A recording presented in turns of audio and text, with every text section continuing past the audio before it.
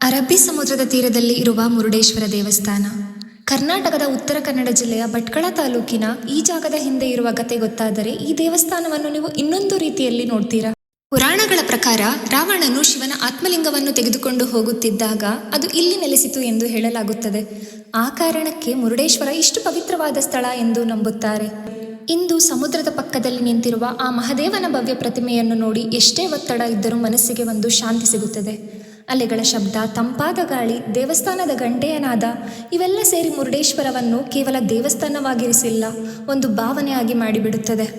ಜೀವನದಲ್ಲಿ ಒಮ್ಮೆ ಆದರೂ ಮುರುಡೇಶ್ವರಕ್ಕೆ ಭೇಟಿ ನೀಡಿ. ಇಲ್ಲಿಗೆ ಬಂದರೆ ಶಿವನ ಸಾನ್ನಿಧ್ಯವನ್ನು ಕೇವಲ ನೋಡುವುದಿಲ್ಲ, ಅನುಭವಿಸುತ್ತೀರಿ. ಇಲ್ಲಿ ಶಿವನ ಭಕ್ತಿ ಕೇವಲ ಪೂಜೆಯಲ್ಲಿ ಅಲ್ಲ, ಅಲೆಗಳ ಏರಿಳಿತದಲ್ಲೂ, ಗಾಳಿಯ ಸ್ಪರ್ಶದಲ್ಲೂ, ಮೌನದಲ್ಲೂ ಕಾಣುತ್ತದೆ. ಶಿವನ ಸಾನ್ನಿಧ್ಯ ಅಂದರೆ ಭಯವಲ್ಲ, ಶಿವ ಎಂದರೆ ಧೈರ್ಯ, ನೆಮ್ಮದಿ ಮತ್ತು ನಂಬಿಕೆಯ ಅನುಭವ. ಒಮ್ಮೆ ಬಂದರೆ ಮತ್ತೆ ಮತ್ತೆ ಬರಬೇಕೆನಿಸುವಂತಹ ಅದ್ಭುತವಾದ ಪವಿತ್ರವಾದ ಸ್ಥಳವಿದು.